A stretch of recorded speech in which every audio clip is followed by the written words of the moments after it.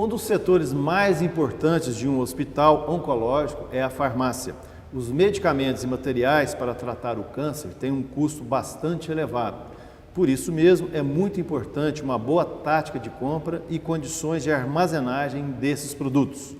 Aqui em nossos estúdios hoje, o gestor de suprimentos do Hospital Dr. Elengotti, o administrador Bruno Ricardo Teixeira, que responde pelo armazenamento e gerenciamento desses medicamentos e materiais. Bruno, muito obrigado pela presença aqui no programa A Guerra contra o Câncer. Em primeiro lugar, por favor, nos informe há quanto tempo você está atuando no Hospital Dr. Elengotti. Olá, Heitor, é um prazer estar aqui representando a gestão de suprimentos do Hospital Dr. Elengotti. Nós trabalhamos lá, Heitor, há 2 anos já. Tá? Estou junto à equipe do Hospital Dr. Elengotti há um pouco mais de 2 anos e é um desafio muito grande, né, na vida de qualquer profissional trabalhar em um hospital. Nós estamos ali lidando com vidas, né, e eu sou administrador há mais de 10 anos, né, professor universitário, e é uma empresa diferenciada, né, Heitor? Toda a tratativa que nós damos aí no hospital, ela se diferencia muito, né, de outras corporações. Bruno, alegria imensa ter você aqui no nosso programa. Eu queria que você falasse um pouco dos desafios na sua função, um pouquinho mais de detalhes aí nessa conversa que você começou. A gente sabe que o Hospital Dr. Elengotti investe cerca de R$1 milhão por mês em medicamentos, né? Conforme nos informou aí o nosso diretor executivo José Carlos de Almeida, que já esteve conosco. Eu queria que você falasse um pouquinho dos desafios dessa função.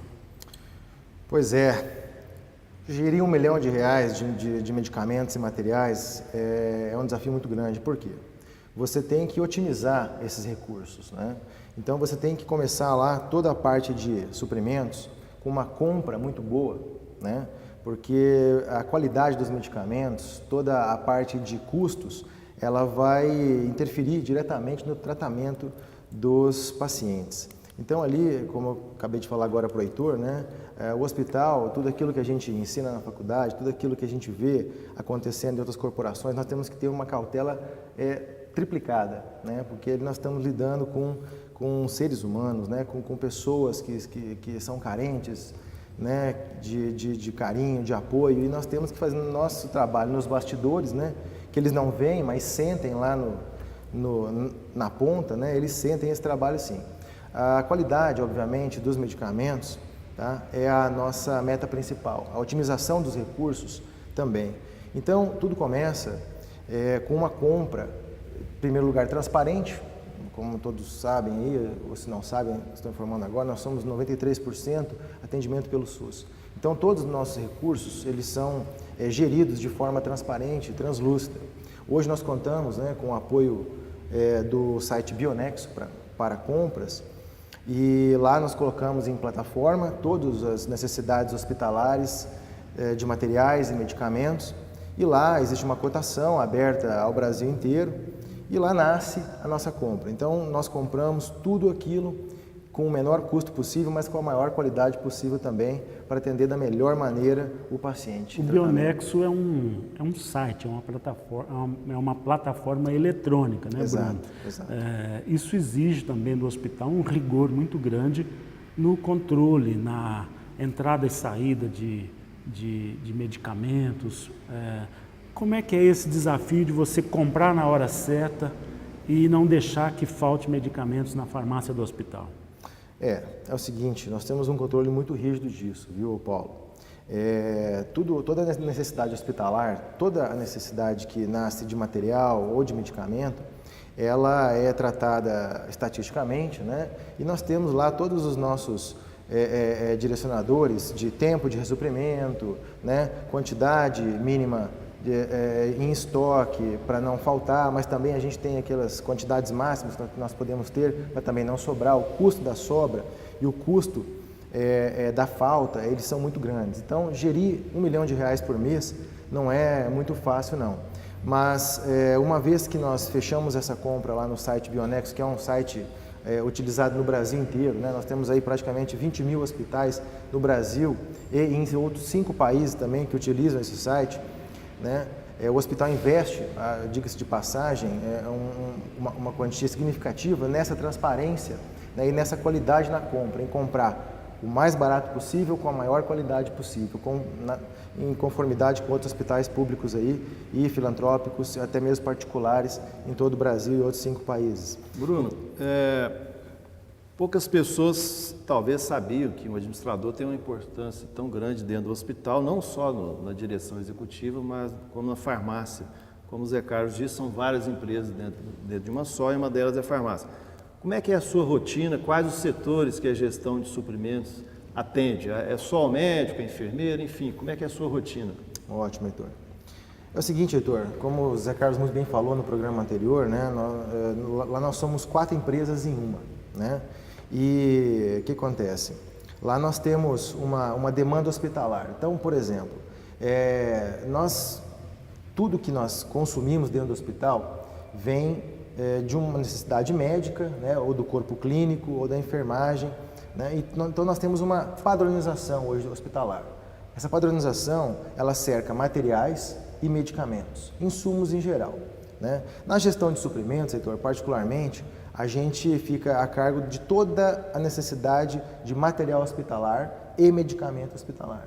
Então, em outras conversas, né, esse R$1 milhão que o Zé Carlos investe, que nós investimos lá, eles são todos focados em materiais e medicamentos.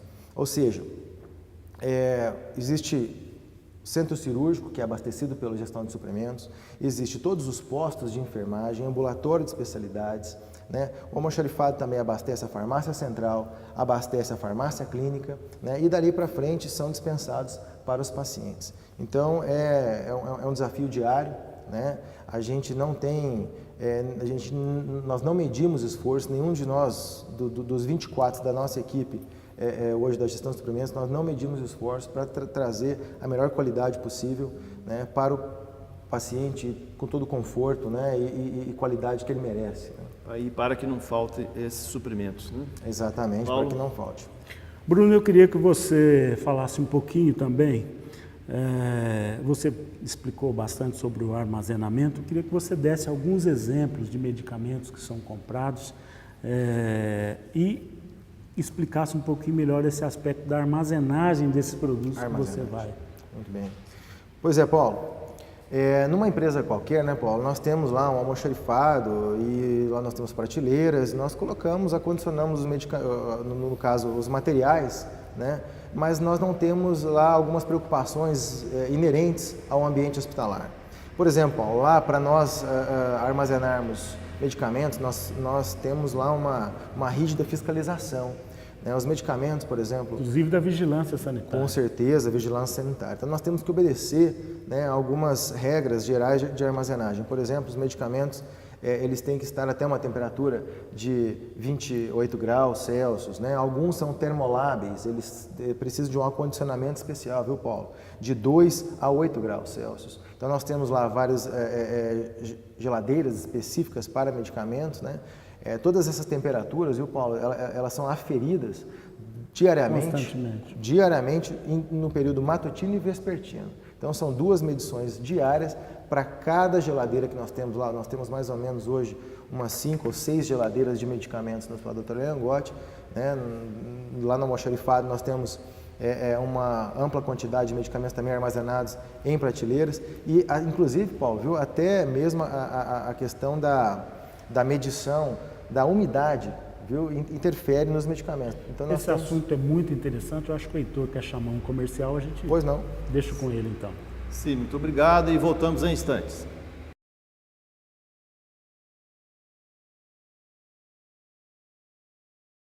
Estamos apresentando o programa A Guerra contra o Câncer. Aqui hoje em nossos estúdios, o administrador Bruno Ricardo Teixeira, que responde pela gestão de suprimentos do Hospital Dr. Hélio Langotti, o Hospital de Câncer de Uberaba. Bruno, todas as empresas e instituições filantrópicas têm responsabilidades sociais também, além de ser uma, e também responsabilidades ambientais. No caso do Hospital Dr. Hélio Langotti, como é que é feito o descarte de materiais e medicamentos, que é uma área muito sensível, né? Com certeza, Heitor. Olha, Heitor, nós temos aí, igual eu falei, né, além de nossa responsabilidade, né, que é inerente às nossas atividades, nós temos uma constante fiscalização de vigilância sanitária, dentre outros órgãos aí, né, municipais, estaduais e inclusive até federais, né, como o Conselho Federal de Farmácia, por exemplo. Então lá nós obedecemos, né, e seguimos à risca, viu, Heitor, sem exceções aí, toda uma tratativa no descarte desses medicamentos, por exemplo, né, que são, digamos assim, é um subproduto do hospital, porque acaba que alguns medicamentos sobram, né, e eles não podem ser reaproveitados por questão de estabilidade, então nós temos que ter um descarte específico para eles, né, e então tem até a questão da armazenagem acondicionada em sacos específicos, com lacres, né, e você tem que fazer um relatório para a vigilância, tem uma empresa especializada que recolhe esses medicamentos, eventualmente vencidos, eventualmente que sobraram, né, e também, viu, Heitor, tem outros subprodutos também, que é como, por exemplo, as caixas de papelão, né, os isopores, material plástico, que a gente chama também muito de gelox, são gelos, né, em formato de barras plásticas que vêm para medicamentos termoláveis.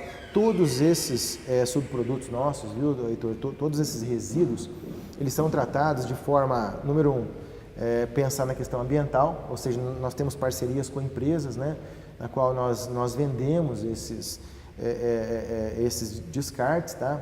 Além de não gerar um dano ambiental, nós revertemos isso daí em prol do hospital. Então, tudo lá, Heitor, doações, por exemplo, nós contamos também com parceiros em termos de doações. Então, essas caixas de isopor, você compra aí a R$100, R$120 no supermercado, a gente consegue estar passando aí para entidades que necessitam, né, de algum acondicionamento, até mesmo de papelão também. Nós temos lá uma companhia que reaproveita esse material, né? E a gente acaba fazendo aí toda essa tratativa sem nenhum custo para o hospital e principalmente, eventualmente, até revertendo isso, né, em ganho aí. Fazer só uma utilidade pública, embora você não seja farmacêutico, mas muitos pacientes, familiares de pacientes, às vezes ficam em mãos na casa remédios que ou já foram vencidos ou que de alguma forma não serão usados mais.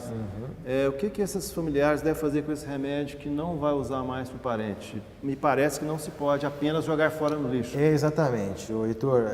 Similarmente com o que acontece com essas baterias, né, que a gente não pode pegar uma bateria ou uma pilha e jogar, descartar num lixo convencional, os medicamentos, pelo menos a grande maioria deles, viu, Heitor, eles também não devem ser descartados dessa maneira. Bom, a vigilância sanitária, ela tem um endereço aqui em Uberaba que você pode estar levando esses medicamentos para um descarte mais adequado. A maioria dos medicamentos, Heitor, eles possuem substâncias aí que eventualmente podem ser danosas, né? Então a gente pede que eventualmente se levem esses medicamentos para a vigilância sanitária para um descarte apropriado. Como nós fazemos? Nós pagamos uma empresa, viu, Heitor, particular chamada Sterlix, que eles fazem o destino adequado final para esses medicamentos e materiais. Devido ao volume? Devido ao volume, exatamente, né? Devido ao volume. Ok.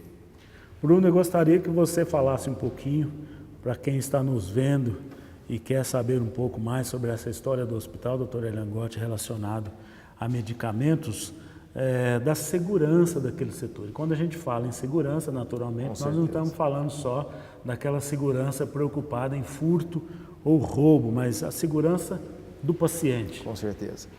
Mas já que você falou em furto e roubo, eu vou começar essa abordagem por aí, viu, Paulo?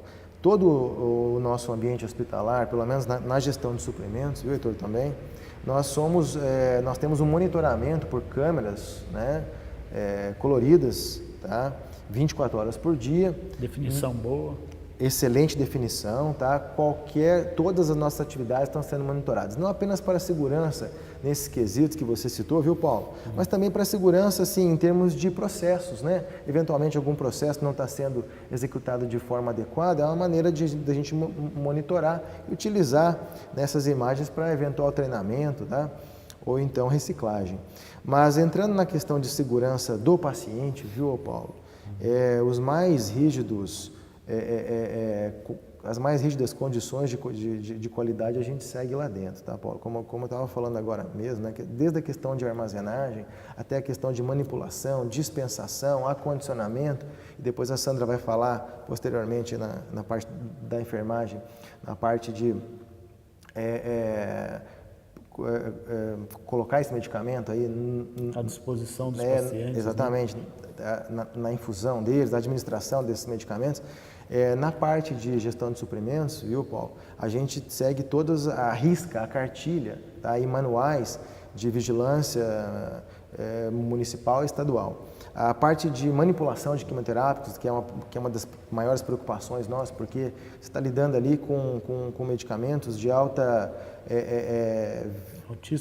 altíssimo custo, né? Então, qualquer manipulação ali incorreta pode trazer danos tanto financeiros quanto ao paciente. Então, toda a segurança, tanto dos nossos profissionais também, viu, Paulo? Porque lidar com medicamentos que ora são vesicantes, ora são irritantes, esses medicamentos eles não podem ser sequer manipulados, segurados de maneira inadequada, né? Então, antes do paciente receber uma infusão lá, esses medicamentos eles são manipulados por farmacêuticos, né, competentes. Nós contamos com uma equipe hoje de 6 farmacêuticos no hospital. Esses farmacêuticos eles têm uma tratativa toda especial, regida pelo Conselho Regional de Farmácia e outros órgãos fiscalizadores, para que o ambiente ele chegue a ser estéril. Então, toda a manipulação de quimioterápicos hoje, ela é feita em ambiente 100% estéril. Inclusive, nessa questão do controle e da segurança, nós sabemos que o hospital está investindo em critérios mais apurados, como, por exemplo, código de barras. Queria que você falasse um pouquinho, acho que vocês hoje no estoque também fazem um controle mais rigoroso. Fala um pouquinho sobre isso, esse processo que está sendo implantado lá no hospital. O hospital ele tem investido muito, viu, Paulo? E nós logramos aí grandes louros aí desses investimentos. Por exemplo, nós acabamos de adquirir há pouco tempo atrás agora uma capela de manipulação, que é a capela mais segura hoje do Brasil em termos de manipulação de quimioterápicos. Só explicando, Bruno, o que é a capela? Capela de manipulação. A capela de manipulação, Heitor, muito bem lembrado, é o local onde o farmacêutico faz a mistura dos medicamentos. Um gabinete. É uma cabine de segurança biológica. A gente chama ela de cabine de segurança biológica, apelidada de capela, né? Como se você fosse rezar, né? Então a pessoa fica manipulando ali em posição de oratória, né? De oração. Por isso que a gente chama ela de capela. É uma pena que não seja um local muito bom para visitar, justamente por causa da questão da segurança, mas seria importante a população conhecer. A gente não pode receber visitação nesse ambiente porque ele é um ambiente estéril, né, Heitor? Para quem não sabe, no site www.legote.com.br nós temos alguns vídeos postados onde um pouco da farmácia é mostrado ali.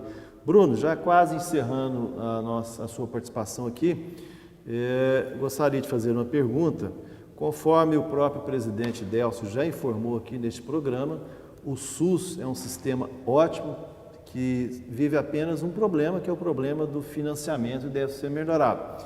E nós sabemos, o próprio hospital divulga, que de vez em quando, devido à defasagem desse pagamento do SUS e devido aos atrasos deste pagamento que já é defasado, um dos setores atingidos é também a farmácia. Não há notícias de falta de medicamentos que tenha provocado grandes danos aos pacientes, mas é um drama que vocês da farmácia vivem. Heitor, excelente abordagem, porque esse é um drama que nós vivemos ali, né? E a gente tenta amortecer ao máximo, né, isso daí, para que isso não chegue, esse nosso drama não chegue ao paciente. Então nós vivemos ali uma constante batalha diária, viu, Heitor? Ainda bem que nós contamos com parceiros, viu, Paulo, também. Nós contamos com vários parceiros aí, a própria Secretaria Municipal de Saúde, ela é uma grande parceira nossa em eventuais faltas de medicamentos, né, em eventuais trocas ou empréstimos. Outros hospitais públicos e privados também de Uberaba são todos nossos parceiros, nós também parceiros deles, diga-se de passagem também, viu, Heitor?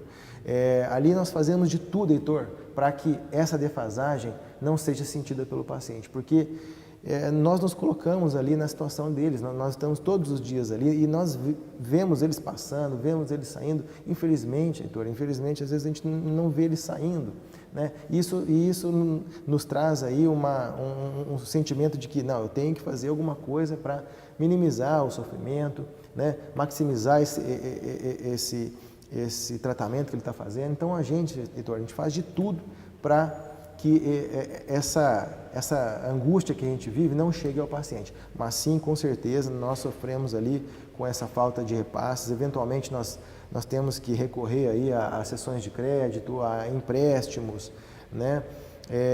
Para que a parte fraca que o paciente não receba. Para que a parte fraca que é o paciente não receba isso. Parabéns pelo trabalho e pela guerra contra o câncer. Muito obrigado. Todos nós estamos de parabéns, Heitor. Obrigado, ali, Bruno. O Bruno não é ninguém. Ali o Bruno é toda uma equipe de mais de 400 colaboradores, inclusive vocês dois. Obrigado pela oportunidade. E termina aqui o programa A Guerra contra o Câncer.